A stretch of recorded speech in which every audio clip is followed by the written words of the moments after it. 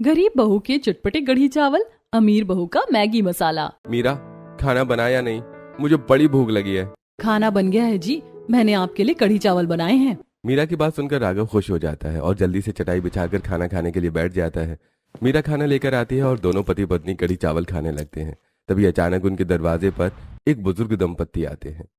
अरे, आप लोग यहाँ? अरे आइए ना, आप लोग भी हमारे साथ खाना खाइए। बुजुर्ग दंपत्ति उनके घर के अंदर आते हैं। राघव उन्हें भी कढ़ी चावल परोस देता है और वो दोनों भी उनके साथ बैठकर खाना खाने लगते हैं। मैंने तुम लोगों के साथ बहुत गलत किया है, हो सके तो मुझे माफ कर दो। मेरा बेटा, ये कढ़ी चावल बहुत स्वादिष्ट है, बहुत दिनों बाद मैं इसे खा रही हूँ। आखिर यह औरत कौन थी और ये इन लोगों से माफी क्यों मांग रही थी? उसने इस गरीब लड़की के हाथ के कढ़ी चावल कब खाए थे? ये जानने के लिए चलिए कहानी में पीछे चलते हैं। मालती, जगदीश, राघव और तारा सभी कांच के सुंदर गिलासों में जूस पी रहे थे। मालती के हाथ में एक खूबसूरत लड़की रिद्धि की तस्वीर थी। वो उस तस्वीर को बहुत ही प्यार से निहारती है और उसे राघव को देखने के लिए कहती है, बेटा देख, मैंने तेरे लिए लड़की पसंद की है। तेरे पापा ने इस लड़की के साथ तेरी शादी फिक्स की है। तू भी एक बार लड़की का फोटो देख ले। राघव तस्वीर की तरफ देखता तक नहीं है। वो अपना जूस का गिलास टेबल पर रखता है और जवाब देता है, नहीं माँ, मैं इस लड़के से शादी नहीं करूंगा। क्यों भैया, क्या बात है? आप इस लड़की से शादी क्यों नहीं करना चाहते? क्योंकि मैं किसी और से प्यार करता हूँ। कौन है वो लड़की? मालती का सवाल सुनकर राघव शांत लेकिन सीरियस आवाज में जवाब देता है, हमारे ऑफिस में जो पियोन है, उनकी बेटी है वो। ये सुनते ही मालती गुस्से से अपनी जगह से खड़ी हो जाती है। उसका चेहरा लाल हो जाता है। तुझे तो इसी लड़की से शादी करनी पड़ेगी। इसके पिताजी ने हमारे बिजनेस में काफी इन्वेस्ट किया है। अगर ये शादी नहीं हुई तो हमें बहुत भारी लॉस होगा। नहीं माँ, मैं बिजनेस और पैसों के लिए शादी नहीं करूंगा। कमरे में तनाव बढ़ जाता है। तभी जगदीश बीच बचाव करते हैं। अरे मालती, शांत हो जाओ। अगर राघव शादी नहीं करना चाहता तो हम उसके साथ जोर जबरदस्ती नहीं कर सकते। जगदीश की बात सुनकर सब खामोश हो जाते हैं। मालती बिजनेस के नुकसान के डर से परेशान हो जाती है। तभी तारा कुछ सोच कर कहती है, माँ, आप इतना परेशान क्यों हो रही हैं? अगर बड़े भैया रिद्धि से शादी नहीं करना चाहते हैं तो आप एक बार रुद्र भैया को रिद्धि की फोटो दिखाइए, क्या पता उन्हें वो पसंद आ जाए। तभी रुद्र वहां आता है। मालती उसे वो तस्वीर दिखाती है। रुद्र जैसे उस खूबसूरत लड़की की तस्वीर देखता है, उसके चेहरे पर एक बड़ी सी मुस्कान आ जाती है। माँ, ये लड़की तो बहुत सुंदर है, मैं इससे शादी करूंगा। रुद्र की हाँ सुनते ही मालती की जान में जान आती है। जगदीश तुरंत फोन उठाते हैं और उस रिद्धि के पिता को फोन मिलाते हैं और उन्हें सारी स्थिति समझाते हैं। जगदीश जी, अच्छा किया आपने मुझे ये बात बता दी। मैं अपनी बेटी से बात करता हूँ। रिद्धि अपने कमरे में बैठी थी। तभी उसके पिता मोहन कमरे में आते हैं और उसे बताते हैं कि राघव ने शादी से इनकार कर दिया है। ये सुनते ही रिद्धि को ईगो हर्ट हो जाता है। क्या उस लड़के ने मुझे मना कर दिया? आखिर कौन है वो लड़की जिसके लिए उसने मुझे रिजेक्ट किया? क्या वो मुझसे ज्यादा खूबसूरत है? बेटा शांत हो जा। बड़े भाई ने मना किया तो क्या, उनके छोटे बेटे ने शादी के लिए हाँ कर दी है। ये देख उसकी तस्वीर। अगर तुझे लड़का पसंद आता है तो क्या हम बात आगे बढ़ाएं? रिद्धि झल्लाती हुई तस्वीर हाथ में लेती है, लेकिन जैसे वो रुद्र को देखती है उसका गुस्सा शांत हो जाता है और उसके चेहरे पर मुस्कान आ जाती है। ये तो बड़े भाई से भी ज्यादा हैंडसम है। ठीक है डैडी, मैं इसी से शादी करूंगी। रिद्धि के हाँ कर देने से दोनों भाइयों की शादी हो जाती है। राघव की शादी गरीब घर की लड़की मीरा से होती है और छोटे भाई रुद्र की शादी अमीर घर की लड़की रिद्धि से होती है। दोनों बहुओं का गृह प्रवेश होता है। दोनों दरवाजे पर खड़ी थी। गरीब घर से आई मीरा ने बहुत ही हल्की सादी सी साड़ी पहनी थी। वहीं अमीर घर की रिद्धि ने लाखों का भारी भरकम सितारा जड़ा हुआ डिजाइनर लहंगा पहना था। अरे, इसने कितने हल्के कपड़े पहन रखे हैं। शादी में भी कोई ऐसे कपड़े पहनता है क्या? हाँ, ये तो गरीब लोग हैं, इनके पास तो पैसे ही नहीं है अच्छे कपड़े खरीदने के लिए। बात पैसों की नहीं है रिद्धि, मुझे ऐसे ही कपड़े पसंद हैं। मीरा का जवाब सुनकर रिद्धि चुप हो जाती है। मीरा और रिद्धि के नोक-झोंक के साथ गृह प्रवेश की रस्म पूरी होती है। उफ, मैं बहुत थक गई हूँ। आइए भाभी, मैं आप दोनों को कमरे में ले चलती हूँ। तारा दोनों बहुओं को उनके कमरों में ले जाती है। रिद्धि कमरे में जाती है, अपने भारी कपड़े बदलकर बिस्तर पर गिरती है और सो जाती है। मीरा भी जल्दी सो जाती है। अगले दिन सुबह दोनों बहुएं नहा धोकर तैयार होती हैं और अपनी सास मालती के पास जाती हैं। माँ जी, आज मेरी पहली रसोई है, क्या बना दूं खाने में? तुझे जो अच्छा लगता है बना दे, मुझसे क्या पूछ रही है? मालती की बात सुनकर मीरा चुपचाप वहां से रसोई में चली जाती है। तभी रिद्धि मालती से कहती है, माँ जी, आज मेरी भी पहली रसोई है ना, बताइए मैं खाने में क्या क्या बनाऊं? रिद्धि को देखते ही मालती का व्यवहार एकदम से बदल जाता है। वो अपने बेड से उतरती है और रिद्धि के साथ किचन में जाती है। बेटा देख, मैंने तेरी पहली रसोई के लिए सारा सामान तैयार करके रखवाया है। पूरी, सब्जी, खीर वगैरह जो भी पसंद हो, तुझे जो अच्छा लगता है वो बना दे। इतना कहकर मालती वहां से चली जाती है। मीरा बहुत ही फुर्ती से काम में लगती है। वो पहली रसोई में कढ़ी चावल बना रही थी। एक तरफ चावल पक रहे थे और दूसरी तरफ मीरा कढ़ी को फ्राई कर रही थी, जिससे देखकर रिद्धि मुंह बनाकर मन ही मन सोचती है, ये लड़की क्या मिडिल क्लास जैसा खाना बना रही है। मैं एक काम करती हूँ, जल्दी से कुछ अच्छा बना देती हूँ। रिद्धि रसोई का कैबिनेट खोलती है और वहां से मैगी का एक पैकेट निकालती है। फिर वो गर्म पानी करके मसाला मैगी बनाने लगती है। कुछ ही देर में मैगी के मसाले की खुशबू पूरे घर में फैल जाती है। तारा जो हॉल में बैठी थी, उसके नाक में मैगी की खुशबू पड़ती है। अरे वाह, ये इतनी अच्छी मैगी की खुशबू कहाँ से आ रही है? क्या भाभी मैगी बना रही हैं? अरे नहीं, भाभी मैगी कैसे बना सकती हैं? जरूर किसी पड़ोसी के घर से खुशबू आ रही है। तभी किचन में मीरा की कढ़ी का तड़का लगाती है और कढ़ी चावल की लाजवाब खुशबू पूरे घर में फैलने लगती है, जो मैगी की गंध को भी दबा देती है। सभी लोग खाना खाने के लिए डाइनिंग टेबल पर बैठते हैं। अमीर बहू रिद्धि और गरीब बहू मीरा दोनों आकर खाना लगाती हैं। अरे वाह, खाना बन गया, जल्दी से खाना दो, बड़ी भूख लगी है। मीरा सुंदर कटोरियों में कढ़ी चावल और पकौड़े परोसती है। वहीं रिद्धि एक बड़े से बाउल में अपनी मसाला मैगी लाकर रख देती है। मालती जैसी टेबल पर मैगी देखती है, वो अपनी नाक से कोड़ लेती है। अरे बहू, तूने ये क्या बना दिया? मैंने तुझे अच्छा खाना बनाने को कहा था ना। माँ जी, आप भी ना कैसी ओल्ड फैशन जैसी बात कर रही हैं? कल ही मेरी शादी हुई है, देखिए मेरे तो अभी नेल्स भी नहीं निकले हैं। मैं इतना सारा खाना कैसे बनाऊंगी? मेरे हाथों में कल ही मैंने बहुत महंगा मैनिक्योर पेडिक्योर करवाया था। मैं खाना बनाकर उसे बर्बाद नहीं करना चाहती। रिद्धि अपनी मैगी की तरफ इशारा करते हुए कहती है, मैंने समय बचाने के लिए आप लोगों के लिए मसाला मैगी बनाई है। मुझे तो मसाला मैगी बहुत पसंद है। आप लोग भी खा के बताइए कैसी बनी है। रिद्धि की बात सुनकर जगदीश का चेहरा गुस्से से तन जाता है। वो मैगी के बाउल को खुद से दूर खिसका देते हैं। मैं तो नहीं खाने वाला ये मैगी वैगी। बहू, तूने क्या बनाया है? मैंने तो कढ़ी चावल बनाए हैं ससुर जी। मुझे बहू कढ़ी चावल दे दे, हम लोग वही खा लेंगे। मीरा तुरंत ससुर जी और बाकी सबको कढ़ी चावल परोस देती है। तभी रुद्र, जो अपनी पत्नी के प्यार में अंधा था, वो बोल पड़ता है, बेबी तुम मुझे मैगी दे दो, मैं खा लूंगा। भाभी आप रहने दीजिए। रुद्र मैगी खाने लगता है। नंद तारा मीरा की तरफ अपनी प्लेट बढ़ाती है। रीति भाभी, आप मुझे भी थोड़ा मैगी दे दीजिए। रुद्र को अपनी पत्नी के लिए इतना प्यार देखकर राघव मुस्कुराता है और अपनी पत्नी मीरा के कान में फुसफुसाकर बोलता है, देख रही हो मीरा, अभी से मेरा छोटा भाई अपनी बीवी का साथ दे रहा है। कितनी अच्छी बात है ना। राघव की बात सुनकर मीरा मुस्कुरा देती है। सभी लोग मीरा के हाथ के कढ़ी चावल खाते हैं और स्वाद में खो जाते हैं। बहू, ये कढ़ी चावल तो बड़ा ही स्वादिष्ट है, मजा आ गया खाकर। पकौड़े भी कितने सॉफ्ट सॉफ्ट और नरम नरम है। खाना खत्म होने के बाद जगदीश अपनी जेब से एक लिफाफा निकालते हैं और मीरा की तरफ बढ़ाते हैं। ले बेटा, तेरा शगुन। तूने इतना टेस्टी कढ़ी चावल खिलाकर मेरा दिल खुश कर दिया। जगदीश के बाद घर के सारे लोग एक एक करके मीरा को पहली रसोई का शगुन देते हैं। शगुन लेकर मीरा बहुत खुश हो जाती है और ये सब देखकर अमीर बहू रिद्धि बुरी तरह जलने लगती है। हाँ हाँ, इसे नेक मिल रही है, ये तो अभी से अपने नंबर बटोरने में लगी। मुझे कुछ तो करना पड़ेगा। सभी लोग पहले रसोई का खाना खाकर अपने कमरे में चले जाते हैं। अगले दिन मालती की दो सहेलियां आपस में बात करते हुए मालती के घर आती हैं। अरे तूने सुना मालती के दोनों बेटों की शादी हो गई है? हाँ सुना, हमें तो उसने बताया तक नहीं था। चल चल मिल के आते हैं।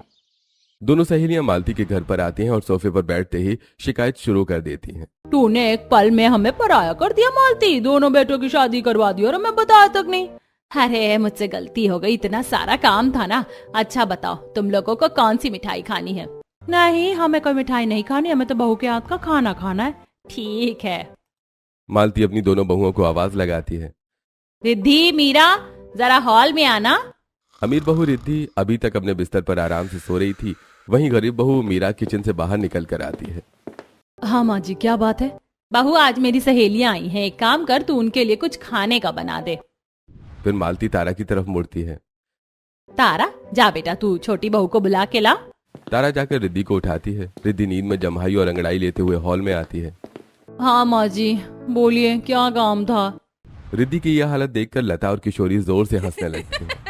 अरे ये क्या, तेरी बहू को 11 बजे भी नींद आ रही है? इसकी नींद पूरी नहीं हुई क्या? रात भर सोई नहीं है लगता है। सहेलियों के ताने सुनकर मालती को बहुत शर्मिंदगी महसूस होती है। वो रिद्धि पर भड़क जाती है। अरे बहू, क्या कर रही हो तुम? जाके अपनी बड़ी भाभी के साथ खाना बनाओ, मेहमान आए हैं घर पे। मालती की बात सुनकर रिद्धि रसोई में आती है। रिद्धि काम से बचने के लिए मालती की सहेलियों के लिए मैगी मसाला बना देती है। वहीं गरीब बहू मीरा बहुत ही सलीके से पकौड़े वगैरह तलकर अच्छे से कढ़ी चावल तैयार करती है। कुछ देर बाद दोनों बहुएं हॉल में आती हैं। गरीब बहू बड़ी मीरा अपने कड़ी चावल लेकर आती है और अमीर बहू रिद्धि अपनी मैगी लेकर सहेलियों के पास आती है। दोनों ट्रे को टेबल पर रखती हैं। लो आ गया मेरी बहुओं के हाथ का खाना, खाकर बताओ कैसा है। दोनों सहेलियां जैसे ही रिद्धि की लाई हुई मैगी देखती हैं वो अपना मुंह बना लेती हैं। मालती है क्या मेहमानों को मैगी खिलाएगी? लगता है तेरी इस अमीर बहू को रसोई का कोई काम नहीं आता। लेकिन मालती है कड़ी चावल तो बहुत ही टेस्टी लग रहे हैं। तेरी बड़ी बहू के हाथों में सच में जादू है, ये अमीर बहू तो सिर्फ दिखावे की है। आप लोगों ने कभी मैगी मसाला खाया भी है जो आप बोल रही हैं? आप लोग बहुत लकी हैं जो आपको मेरे हाथों का मसाला मैगी खाने को मिल रहा है, वरना तो लोग तरसते हैं मेरे हाथ का मसाला मैगी खाने के लिए। हमें नहीं खानी तेरी मैगी बैगी, तू खुद ही मैगी खा और अपनी सास को भी खिला। अरे वाह क्या खुशबू है, देखना लता मालती की बड़ी बहू ने कड़ी चावल बनाए हैं, चल हम लोग कड़ी चावल खाते हैं। लता और किशोरी कड़ी चावल खाती हैं और मीरा को नेक देकर चली जाती हैं। ये सब देखकर रिद्धि गुस्से में मुंह बनाकर पैर पटकते हुए वहां से चली जाती है।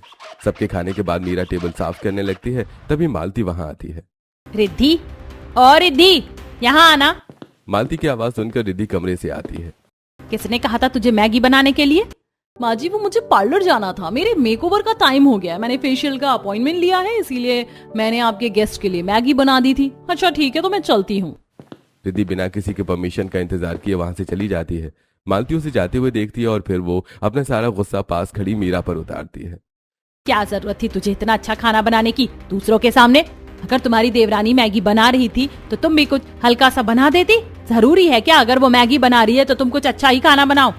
क्या तुम्हें दिखाई नहीं देता कि इससे वो नीचा महसूस करती है? बिना किसी गलती के डांट सुनकर मीरा की आंखों में आंसू आ जाते हैं, लेकिन वो चुपचाप अपना सिर झुका लेती है और वहां से चली जाती है। एक तरफ घर में जहां मीरा के साथ गलत हो रहा था, वहीं ऑफिस में जगदीश अपने दोनों बेटे राघव और रुद्र को एक प्रोजेक्ट की फाइल देते हैं। देखो कंपनी के 2 नए प्रोजेक्ट आए हैं। ये बड़ा प्रोजेक्ट रुद्र संभालेगा और ये छोटा प्रोजेक्ट राघव तुम संभालोगे। पिताजी ये आप क्या कह रहे हैं? मैं फाइनेंस बैकग्राउंड से हूँ, जबकि भाई तो इलेक्ट्रिक बैकग्राउंड से है। कंपनी का सारा फाइनेंस का काम तो मैं ही संभालने आया हूँ, तो फिर आप मुझे इतना छोटा प्रोजेक्ट क्यों दे रहे हैं? मेरी जिम्मेदारी अचानक अलग क्यों कर रहे हैं? भैया आप क्या बोल रहे हैं? मैं आराम से काम कर लूंगा, आप मेरी काबिलियत पे शक कर रहे हो क्या? पिताजी ये कंपनी के भविष्य का सवाल है, आप ऐसा फैसला कैसे ले सकते हैं? बेटा मैं क्या करूं, यह तो तुम्हारी मम्मी ने कहा है। अब उनकी बात अगर मैंने नहीं मानी तो मेरी शामत आ जाएगी घर पर। मुझे माफ कर दो लेकिन फैसला यही रहेगा। राघव गुस्से में तमतमाता हुआ ऑफिस से घर लौटता है और सीधे अपनी माँ मालती के पास जाता है, जो सोफे पर बैठकर टीवी देख रही थी। माँ आप ऐसा क्यों कर रही हैं? आप अपने दोनों बच्चों में इतना भेदभाव क्यों कर रही हैं? आप मुझे बिजनेस में छोटे प्रोजेक्ट क्यों दिलवा रही हैं, जबकि आप जानती हैं कि मैं फाइनेंस संभालता हूँ? आपने अचानक मेरी रिस्पॉन्सिबिलिटी छीनकर छोटे को क्यों दे दी? मैंने जो किया सही किया, तू इसी लायक है। पिताजी आप कुछ बोलिए ना, इस तरह से कोई बात करता है क्या? ये ऑफिस का काम है, घर का कोई खेल नहीं है। बेटा तुम अपनी माँ से बात करो, मैं इस बीच में नहीं पढ़ना चाहता। शाम के समय राघव बहुत उदास और हताश होकर बिस्तर के किनारे पर बैठा था। मीरा एक प्लेट में गर्मा गर्म चाय और समोसे बनाकर लाती है। खाना खा लीजिए जी, आज मैंने आपके मनपसंद समोसे बनाए हैं। क्या खाऊं मीरा? माँ ऐसा क्यों कर रही है, मुझे समझ नहीं आ रहा। और वो रुद्र कैसे कह रहा था कि मैं ज्यादा कैपेबल हूँ? आप शांत हो जाइए, माँ है, उन्होंने बोल दिया तो बोल दिया। आप प्लीज अपना दिमाग शांत रखिए और खाना खा लीजिए। ये सब तुम्हारी वजह से हो रहा है मीरा। माँ ने मेरी और तुम्हारी शादी के लिए मना कर दिया था क्योंकि तुम गरीब घर से हो। वो तो मैंने जिद करके तुमसे शादी की और अब देखो ये सब हमें भुगतना पड़ रहा है। और वो रिद्धि अमीर घर से है तो उसकी हर बेवकूफी माफ है। आप रिद्धि के लिए ऐसा मत बोलिए, उन्हें जो आता है वो करती हैं। मैं सह लूंगी, पर आप खुद को परेशान मत कीजिए। मीरा राघव को शांत करती है। मीरा राघव के साथ कमरे में थी, तभी रिद्धि तैयार होकर मालती के पास जाती है। माँ जी आज रात का खाना मैं बनाऊंगी, आप बड़ी भाभी को कहिए कि वो अपने कमरे में ही रहे, मुझे किचन में डिस्टर्ब करने की कोई जरूरत नहीं है। रिद्धि की बात सुनकर मालती खुश होकर तुरंत मीरा के कमरे के बाहर जाकर कहती है, आज तू रसोई में मत जाना, आज मेरी छोटी बहू खाना बनाएगी, तुझे कुछ करने की जरूरत नहीं है। मालती की बात मानकर मीरा अपने कमरे में आराम करती है। रात का समय था, डाइनिंग टेबल पर खाना लगा था। रिद्धि ने मसाला Maggi, cheese pizza, burger, sandwich और कोल्ड ड्रिंक सजा रखी थी। मालती खुशी खुशी डाइनिंग टेबल पर आती है, लेकिन खाना देखकर उसका मुंह उतर जाता है। बेटा ये सब क्या है? तुझे फ्राइड राइस पनीर बनानी चाहिए थी ना, हमारे घर में किसी चीज की कोई कमी नहीं है, फिर तूने ये 2 मिनट वाली मैगी क्यों बनाई है, वो भी मसाला मैगी और ये पिज्जा बर्गर। रात को ये सब कौन खाता है? माँ जी मुझे खाना बनाना भी नहीं आता। मुझे बस मैगी बनानी आती है और मैं मसाला मैगी सबसे अच्छी बनाती हूँ, इसीलिए मैंने आप लोगों के लिए यही बनाया है और बाकी की चीजें बाहर से मंगवा ली हैं, आप लोग खाइए ना। तभी राघव, रुद्र और जगदीश वहां आते हैं और खाना देखकर भड़क जाते हैं। ये क्या खाना है? हम लोग किसी कैफे में खाना खा रहे हैं क्या? ये कोई रात का खाना है? मुझे नहीं खाना ये सब कूड़ा कचरा, मेरा पेट खराब हो जाएगा। आप लोग जब देखो मेरी पत्नी के खाने की बुराई करते रहते हो। हाँ, आज उसने थोड़ा अलग खाना बना दिया तो क्या हो गया? वैसे भी खाना तो अच्छा ही बना है, खाने में क्या दिक्कत है? आप लोगों को तो बस इससे दिक्कत होती है। तू कैसे बात कर रहा है मम्मी पापा से? इस तरह से कोई बात करता है क्या अपने बड़ों से? भैया आप बीच में मत बोलिए, ये सब आपकी वजह से ही हो रहा है।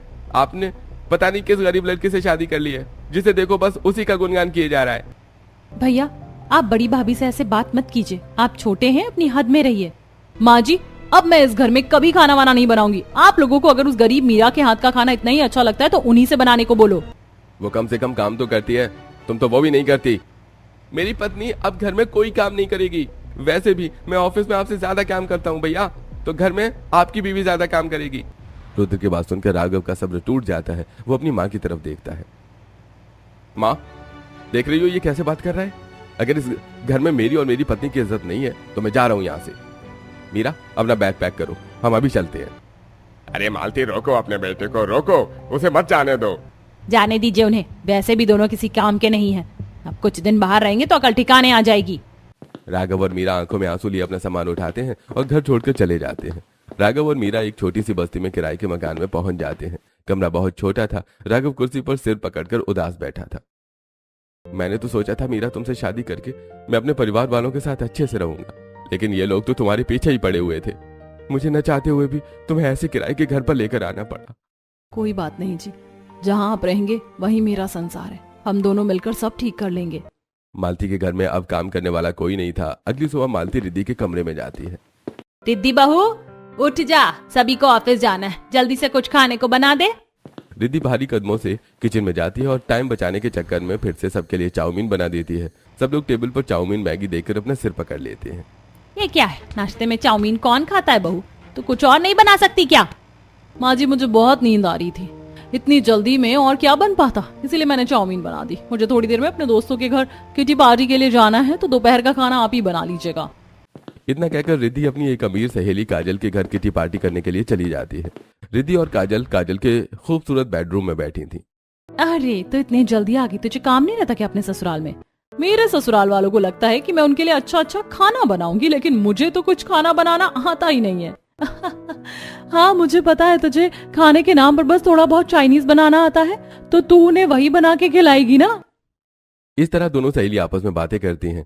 किटी पार्टी के बाद जब रिद्धि अपनी सहेली काजल के साथ घर लौट रही थी, तभी सड़क किनारे उन्हें मीरा अपने छोटे से घर के बाहर सिंपल कपड़ों में झाड़ू लगाती दिखती है। देख देख रिद्धि, ये वही लड़की है ना जिसकी वजह से तेरे पति के बड़े भाई ने तुझसे शादी नहीं की और अब इस लड़की के लिए अपना घर भी छोड़ दिया। हाँ, ये वही गरीब लड़की है। अगर वो मुझसे शादी करता तो उसके नसीब खुल जाते, लेकिन उसने अपने नसीब में गरीबी चुनी है। रिद्धि घमंड से मुस्कुराती है और अपनी अमीरी पर इतराते हुए वहां से आगे बढ़ जाती है, जबकि मीरा उन्हें देखकर भी अनदेखा कर देती है और अपनी छोटी सी रसोई में खाना बनाने लगती है। आज उसने राजमा चावल बनाया है। राजमे की महक पूरे मोहल्ले में फैल जाती है। कुछ पड़ोसनें खुशबू सुनकर उसके घर आ जाती हैं। अरे वाह बहू, क्या खुशबू आ रही। वैसे तेरी सास ने तुझे घर से क्यों निकाल दिया? नहीं काकी जी, ऐसी कोई बात नहीं है, हम लोग बस ऐसे ही यहाँ रह रहे हैं। मैंने खाना बना दिया है, आप लोग राजमा चावल खाएंगे? हाँ हाँ, क्यों नहीं, तेरे हाथ के कढ़ी चावल की तो बात ही अलग है। आज तेरे हाथ का राजमा चावल भी चख लेते हैं। मीरा चटाई बिछाकर पड़ोसियों को बहुत प्यार से राजमा चावल खिलाती है। लता किशोरी उंगलियां चाटते रह जाती हैं और मीरा को खूब आशीर्वाद देती हैं। ऐसे कुछ दिन गुजरते हैं। कुछ दिन बाद मालती ने अपने घर में किटी पार्टी रखी थी। मोहल्ले की कुछ औरतें जो मीरा के घर गई थी, मालती की सहेलियां, वो भी किटी पार्टी में आई थी। कल तो हम लोग तेरी बड़ी जेठानी के घर राजमा चावल खाने गए थे, वो तो बड़ा स्वादिष्ट खाना बनाती है। हमने तो आज तक तेरे हाथ का कुछ अच्छा खाया ही नहीं है। तुझे कुछ बनाना नहीं आता क्या? रिद्धि ये सुनकर अंदर तक जल जाती है और मालती को भी गुस्सा आता है। बहू तू सबके लिए सोयाबीन राइस बना दे। रिद्धि रसोई में जाती है और सोयाबीन राइस बनाना शुरू करती है। आज तो मैं इन लोगों को इतना टेस्टी सोयाबीन राइस खिलाऊंगी कि ये लोग पूरा प्लेट साफ कर देंगे। रिद्धि चावल को पानी में फुलाकर चावल बनाती है और वो चावल ज्यादा पका देती है। साथ ही वो सोयाबीन और सब्जियों को फ्राई करने के नाम पर इतना पका देती है कि उसका पूरा खाना जल जाता है। खाना जलने की बदबू पूरे घर में फैल जाती है और काले धुएं से रिद्धि का चेहरा भी काला हो जाता है। ये क्या मालती, तेरी समीर बहू ने तो सारा खाना जला दिया। मालती, तुमने तो बेकार में ही अपनी बड़ी बहू को घर से निकाल दिया। वो कितना टेस्टी खाना बनाती है, और तुम्हारी जमीर बहू को तो कुछ बनाना ही नहीं आता। एक तो हमारे यहाँ आकर खा रही है, ऊपर से हमें ही सुना रही है। बहू तो किस तरह से बात कर रही है मेहमानों से? ऐसे कोई बात करता है क्या? देखिए माँ जी, मुझे इसी तरह का खाना बनाना आता है। अगर आप लोगों को खाना है तो ठीक है, वरना आप लोग अपना खुद देख लीजिए। रिद्धि गुस्से में पैर पटकते हुए अपने कमरे में चली जाती है। मेहमान बिना खाना खाए वहां से चले जाते हैं। रुद्र ऑफिस से घर लौटता है तो मालती उसे किटी पार्टी वाली सारी बात बताती है। माँ, आपने ही तो मेरी शादी उसे करवाई थी ना। आपने ही कहा था अच्छी लड़की है, मैंने शादी कर ली। अब आपकी प्रॉब्लम है, आप ही देखो, मुझे नहीं पता। रुद्र वहां से चला जाता है। मालती और जगदीश अकेले रह जाते हैं। अब हम क्या करें जी, मैंने अपनी बड़ी बहू के साथ बहुत बुरा किया। मालती और जगदीश को अपनी गलती का एहसास हो जाता है। वो दोनों अगले दिन राघव और मीरा के घर जाते हैं। मीरा ने घर पर राघव के लिए कढ़ी चावल बनाए थे। मीरा, खाना बनाया या नहीं? मुझे बड़ी भूख लगी है। खाना बन गया है जी, मैंने आपके लिए कढ़ी चावल बनाए हैं। मीरा राघव को कढ़ी चावल देती है। तभी मालती और जगदीश उनके घर आते हैं। मालती और जगदीश को अपने घर के दरवाजे पर देखकर, अरे आप लोग यहाँ? अरे आइए ना, आप लोग भी हमारे साथ खाना खाइए। मालती और जगदीश घर के अंदर आते हैं। राघव उन्हें भी कढ़ी चावल परोस देता है और वो दोनों भी उनके साथ खाना खाने लगते हैं। मैंने तुम लोगों के साथ बहुत गलत किया, हो सके तो मुझे माफ कर दो। मेरा बेटा, ये कढ़ी चावल बहुत स्वादिष्ट, बहुत दिनों बाद मैं इसे खा रही हूँ। आप लोग ऐसे माफी मत मांगिए ना, घर परिवार में तो ऐसी बातें होती रहती हैं। ससुर जी, आप थोड़ी कढ़ी पकौड़ी लेंगे क्या? हाँ बेटा, दे दे थोड़े कढ़ी चावल, बड़ी अच्छी लग रही है। उस अमीर बहू की मसाला मैगी तो मेरे गले से नीचे उतरती ही नहीं है। बेटा, तुम दोनों भी हमारे साथ घर चलो, वहां पे रहने के लिए। नहीं माँ, मैं इस घर में खुश हूँ, मैं नहीं जा सकता आप लोगों के साथ। जगदीश और मालती उदास होकर अपने घर वापस आ जाते हैं। रिद्धि फिर से नाश्ते में वही मसाला मैगी बना देती है। क्या तुमने फिर से मैगी बना दी? सैंडविच, पोहा या कुछ और नहीं बना सकती हो क्या? मुझे यही आता है, मुझे और कुछ नहीं आता। आप खाइए ना, आपको अच्छा लगेगा। रुद्र बिना मन के मैगी खाता है और रिद्धि शॉपिंग करने के लिए चली जाती है। अब जब भी रिद्धि का मन करता वो मसाला मैगी बना देती थी। एक दोपहर मालती जगदीश से कहती है, मैं तो तंग आ चुकी हूँ इस मसाला मैगी से। इससे अच्छा तो मीरा बहू के कढ़ी चावल है, मुझे तो वही खाने का मन कर रहा है। तो चलो चलते हैं मीरा बहू के घर। मालती और जगदीश की सारी बातें तारा सुन लेती है। क्या आप लोग अकेले ही भाभी के हाथ का खाना खाने जाएंगे? मैं भी जाऊंगी आप लोगों के साथ। और माँ, मैं भी आप लोगों के साथ भाभी के हाथ का खाना खाने जाऊंगा। मुझे मेरी गलती का एहसास हो गया है, मैंने भैया भाभी के साथ बहुत गलत किया है। रुद्र की बात सुनकर मालती और जगदीश दोनों खुश हो जाते हैं और फिर रुद्र और तारा को लेकर राघव और मीरा के घर जाते हैं। मीरा अपने सास ससुर के आने की बात जानती थी, इसलिए उसने पहले से ही खाना तैयार करके रखा था। मीरा सभी को कढ़ी चावल परोसती है। भैया भाभी, मुझे माफ कर दीजिए, मैं भी रिद्धि के साथ रहकर उसकी तरह घमंडी हो गया था। मुझे अपनी गलती का एहसास हो गया है। कोई बात नहीं छोटे, तू खाना खा ले।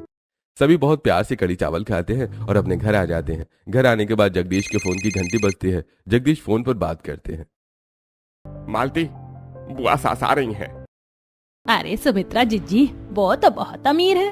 हाँ, और हमारे बिजनेस में बहुत बड़ी इन्वेस्टर भी है।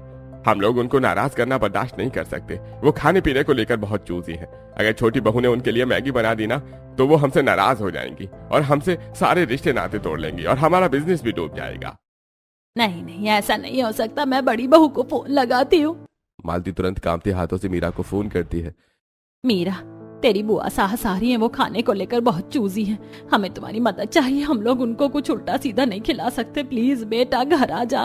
मीरा तुरंत मालती के घर आती है और अपनी पूरी लगन से छौंक वाले स्वादिष्ट कढ़ी चावल बनाती है। रिद्धि भी बहुत ही स्टाइल से अपना मसाला मैगी बनाती है। दोनों बहू अपना खाना डाइनिंग टेबल पर परोसती हैं, जहां रौबदार बुआ सास सुमित्रा बैठी थी। वाह, इतना टेस्टी खाना बनाया, किसने बनाया है ये दोनों खाना मेरी छोटी बहू रिद्धि ने बनाया है। झूठ क्यों बोल रही है मालती? मुझे सब पता है तुम्हारे घर में क्या चल रहा है। क्या आपको सब पता है जीजी? हाँ, तुम्हारा बड़ा बेटा राघव मेरा सबसे लाडला है।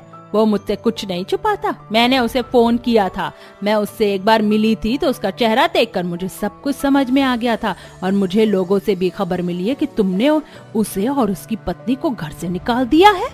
पूरे हॉल में सन्नाटा छा जाता है। सुमित्रा रिद्धि की तरफ मुड़ती है। ये सब तुम्हारी वजह से हुआ है ना? तुम उससे जलती हो। बताओ क्यों जलती हो तुम? हाँ, मैंने भी नहीं बनाया ये बेकार कढ़ी चावल, ये तो मेरी जेठानी ने बनाया है। सब बस बड़ी बहू को पसंद करते, उनके हाथ का कढ़ी चावल खाना चाहते। मेरी शादी पहले राघव जी से होने वाली थी, पर इस लड़की की वजह से उन्होंने मुझे रिजेक्ट किया। अगर तुम्हारी शादी राघव से नहीं रुद्र से हुई है तो इसमें मेरे राघव की क्या गलती है?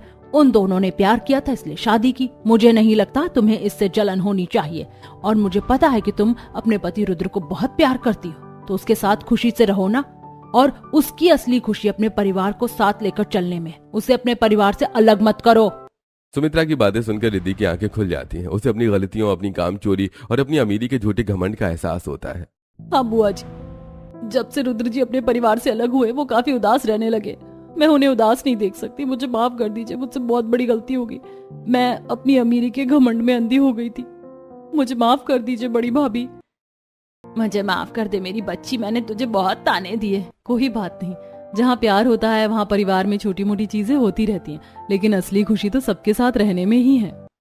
सभी लोग खुशी खुशी डाइनिंग टेबल पर बैठते हैं और मीरा और रिद्धि के साथ मिलकर बनाए हुए फ्राइड राइस पनीर को खाते हैं। घर में फिर से खुशियां लौट आती हैं और पूरा परिवार एक हो जाता है।